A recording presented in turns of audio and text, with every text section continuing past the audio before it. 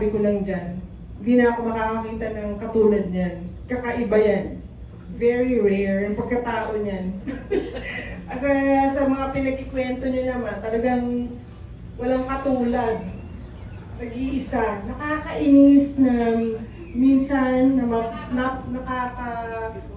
nakakapikon, pero at the same time natutuwa ka. Alam mo yung ganong feeling? Natanggap ko na siyang ganon siya. Siguro nga may something special kay Jojo, pero yung pagiging niya, parang innocence niya, hindi talaga siya nawala since bata siya.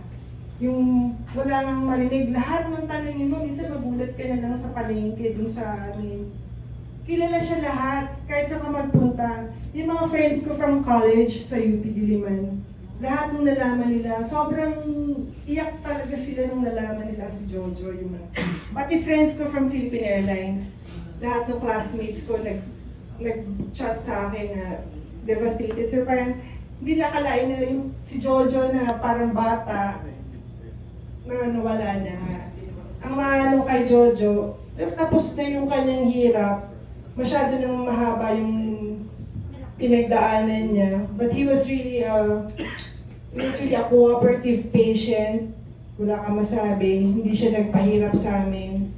Kung Jo, inanin mo to, kung anong mga sinaksak sa kanya, hindi siya nag-resist. Gusto niya talaga gumaling. Finalo niya pati yung mga, sabi namin, isip ka ng positive lang, positive. Kailangan ma-motivate mo yung sarili mo. Pinipilit niya talaga. And he was really hopeful na gagaling siya. Ngayon may nag-message siya sa akin, piniplay nga niya yung voice message niya. Nag-voice na nga lang daw siya kasi wala nang power pa yung mga fingers niya para mag-text. So may mga voice messages siya sa akin. Tapos sabi niya sa akin,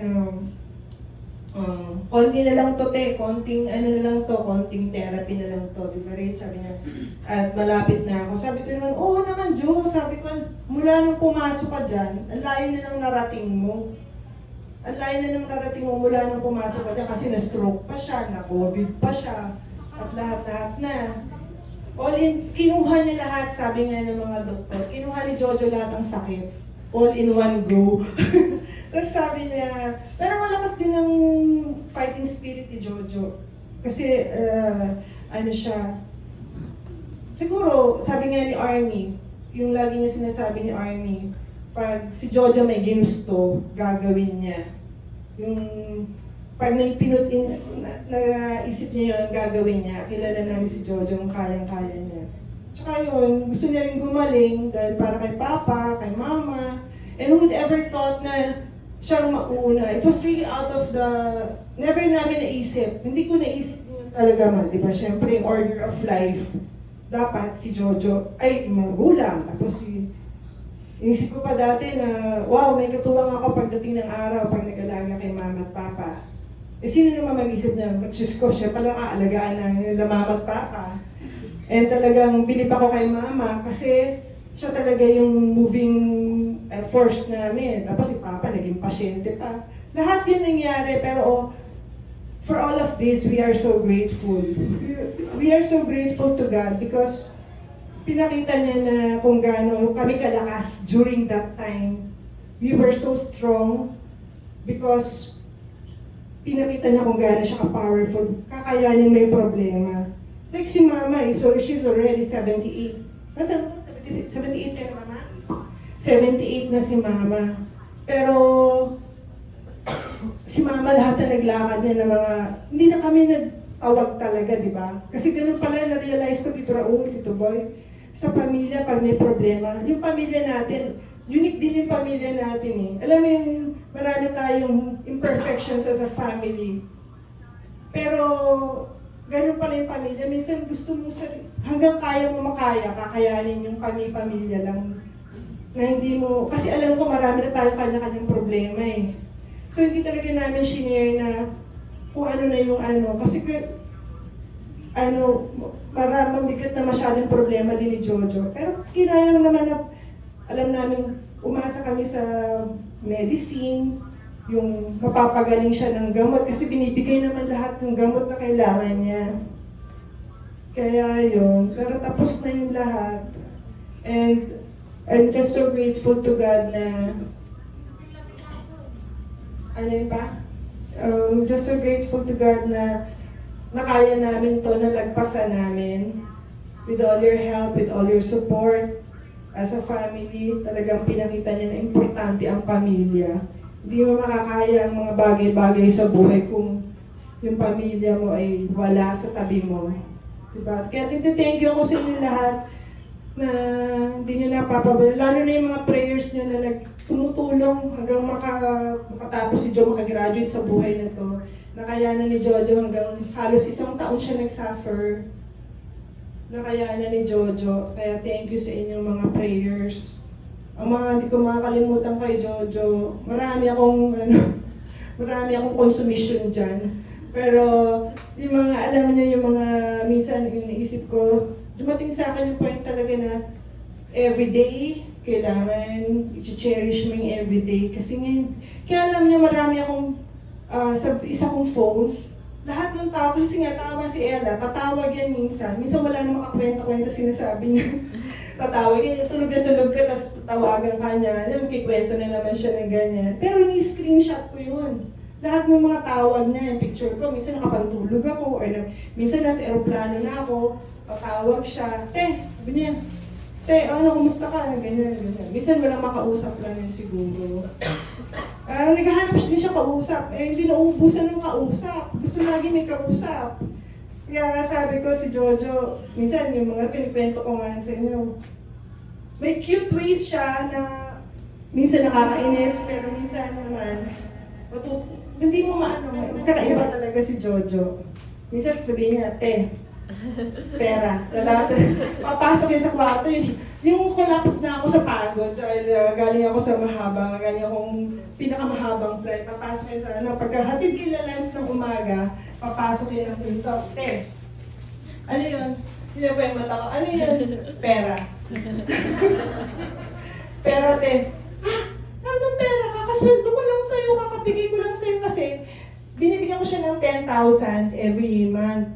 2,500 every Friday. 2,500, malaki na yun kasi tapos ang binibili niya, puro downy. Ano yun? Tsaka pag namili yan, madamihan, bulto-bulto. Hindi siya namimili nga, tatry siya mag-grocery ng kung ano-ano. Di ba nga nag-grocery siya? Pero madamihan, downy, madami. Ano mo yan? Ang dami-daming downy. Bumili na si mama. Or maraming. Minsan yung super niya, maraming toyo. Hindi mo nga mawari kung ano. Tapos sabi ko, ano siya, may pag gusto niya, gagawin niya, bibili niya lahat yon. Isang buwan niyang bibilin parati yon. Tapos, hindi ko makakalimutan kung gaano ka-charming si Jojo. Yung kinikwento ko sa Tita Ida. Nasa gitna kami ng EDSA, Bonnie. Nandun kami, wala pang bus lane nun, wala pa yung gitnang bus lane. Biglang tumirik yung yung Revo. Galing kami ng mga bata kasama. Sabi ko, shucks na ba to? Sa gitna kami ng EDSA, gabi na. Mga 7 o'clock yung gabi. Galing ako airport, kasama ko yung mga bata. Tapos, sabi ko, nakakahiya naman, magkukos kami ng traffic dito ng roads kasi sa EDSA. Alam mo kung gaano siya ka-charming? Tawag siya, ganyan, bilis. Bukas niya yung pinto, yung bintana. Tulungan niyo ako! Sige ba rin? Dumating yung mga yung mga magmamani, at saka yung mga yung mga magtitinda ng tubig. At demanding pa, bilisan niyo! Alam mo, kung saan niya kami napatulak, tama. Umabot kami sa Greenfield District. Doon sa McDonald's, tinabi kami. Siya pagalit dito, boy, sa mga bilisan niyo! Tatlo yun. Sabi ko, John, hindi kami bumaba ng sasakyan. Hindi na kami naman, dyan lang kayo. Sabi niya, tara, ganyan tayo. Alis, tulog kayo, hanap ko kayo iba. Talagang pati yun. At saka hindi na pipigol sa kanya yung mga tinawag niya na parang, sino ba yan? Sinutsutan lang ni Jojo. Naitabi niya kami. Ang layo nung pinagtulak sa amin. Nakaabot kami doon sa magandang parkingan. Kaya sabi ko, kakaiba talaga ito si Jojo. Sabi ko, hindi ko kaya yan. Siguro ako, namahiya ako magpatawag ng tulong. Siya, ang daming nag-rescue sa kanya. Yung mga magmamali sa gitna ba ma? Sa gitna ng EDSA that are rush hour. Kaya sabi ko, si Jojo, yung mamimiss ko sa kanya yung mga lakad namin. Although sabi nga niya sa akin dati, sabi ko marami ng Jo, may mga Lawson na sa kanto natin. Pag makikita ko yun, naalala ko siya kasi sigurado kung nandun siya, dun siya tatambay sa harap ng doon sa Lawson sa amin. Kasi lagi siyang problema ko dyan, lagi nawawala. Halimbawa dito boy, yung hindi siya ma-stay put sa isang lugar. Sobrang kailangan lagi siyang nasa labas. Gabi-gabi na, alas 10, lalabas pa yan. Bubuksan yung pinto. Nakukunso kami yung sa kanya, hindi niya sinasara yung pinto kasi papasok siya. Kung ano ginagawa sa labas, basta hindi siya mapakali, di ba ma? Hindi siya mapakali sa isang lugar. Hindi siya mapakali. Pero kahit na ganun si Jojo, hindi ko makakalimutan at magkakaroon man ako ng ibang ng another kapatid, kahit na hindi siya nagkaroon ng magandang trabaho, hindi siya naging maganda yung buhay niya, wala siyang pera, siya pa rin napipiling ng kapatid. Ayun lang, thank you ako sa kanya kasi dinedicate niya talaga yung buhay niya sa akin. Kay mama at kay papa. Di ba pa? Lalo sa akin, lalo yung dinedicate sa akin yung buhay niya talaga as a brother. Kasi mula na nag-training ako sa PAD, sabi ko, dati sila Ella, hindi nila makuha dati. Kasi din, inintroduce ko si Jojo sa family na, sige, dito na si Tito Jo. Minsan, hindi nila makuha yung, ni Tito Jo, yung vibe ni Tito Jo. Na parang, hindi nila maisip na minsan pasaway si Tito Jo. Minsan nasasagot nila, syempre sumasagot. Parang, naiirita sila minsan dati kay Tito Jo kasi nga, nung tumira na siya sa bahay, kasi nga magsusundo na siya, ginawa ko siyang magdadrive sa mga bata. Pero sabi ko sa kanya, huwag niyo sasagutin si Tito Jo. Sabi ko, tandaan niyo. Tito niyo yan, ha? Huwag niyong, huwag niyong i-disrespect talaga si Tito Jo, ha? Sabi ko, kahit ganyan si Tito Jo. Sabi ko, hindi ko maaabot yung naabot ko ngayon kung wala ang Tito Jo niyo. Kasi, nung nagta-training ako sa PAN, he would always be there to drive for me. 1 o'clock ng umaga, hinahatid ako, papasundo ako, lahat siya naghahatid sundo sa akin from Fairview. So sabi ko, ang laki ng sakripisyo ni Jojo, parang rin siya nag-cabin crew. Parang rin siya nag-cabin crew. Yun, sabi niya, saka marami kaming lakad. Basta pag marami kaming lakad, marami kaming kakainan.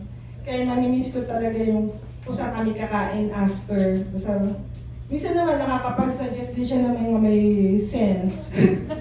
Sabi niya, ngayon mo na gawin niya, mag-file ka na ng lisensya. Kasi minsan magdidili-dali pa ako. Sabi ko, tsaka na. Pero minsan nag-a-advise naman siya ng tama. Marami naman siyang times na in-advise niya ako ng tama. Pero lagi siyang concerned sa ibang tao. Like, pag limbawa, nandun ako, nasa sick bed na siya. Nasa bed na siya ng sabi niya, doon ka muna kay Papa. Gusto mo, doon ka muna. Kasi nagbabantay ako kay Jojo, pinakausap ko siya. Sasabi niya, doon ka muna kay Papa. Usapin mo muna siya. Yung siya. Pero nung huling mga nakaraang na nakapansin ko si Jojo, nung nasa na siya, last ko nakailang visit na ako. Ang ganda na kasi, maraming trees sa likod niya. Lagi na lang siya nakatingin sa parang nakakaramdaman siya ng lungkot mo siguro. Kasi lagi na siya nakatingin sa trees. Sabi ko, parang tinitingnan mo dyan sa mga puno. Parang lagi ka nang, parang nakakita kong na siya, nakatitig na lang dyan sa mga puno. Parang namalungkot na siya. Maybe nararamdaman niya na hindi na rin siya talaga makaka-recover. Sabi ko, kaya mo lagi na lang siya bago umalis. 4 days before siya namatay. Sabi ko sa kanya, Jo, laban ka lang ha, laban ka lang, kaya mo yan. Ganyan na siya, nakapikit siya. Tango-tango lang siya. Pero yung gando na lang talaga, sabi niya ni Father, pag kinuha na, hindi mo na talaga maano. Siguro ang gano'n, naisip ko na lang yung sa akin, siguro kahit na binigay namin lahat yung magandang gamot, lahat ng ICU na yan. At kung nilipat man namin siya ng ospital, kasi we were thinking na lipat na lang siya ng ospital, baka gumaling siya sa ibang doktor. Pero kung come to think of it, parang hanggang doon na lang.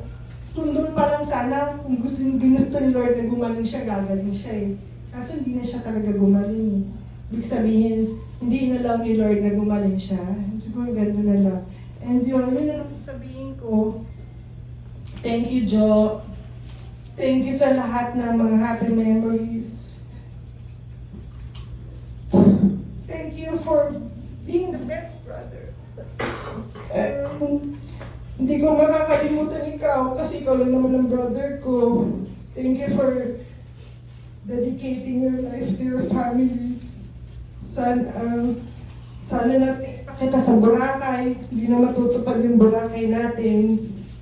Sa next life na lang, mas maganda naman yung pinuntahan mo kaysa sa Boracay. Thank you, family, ha? Thank you for, alam ko mahal na mahal niyo si Jojo. Grabe yung mga prayers niyo for him. Maraming salamat talaga. Hindi namin kinaya to kung wala kayo. Salamat.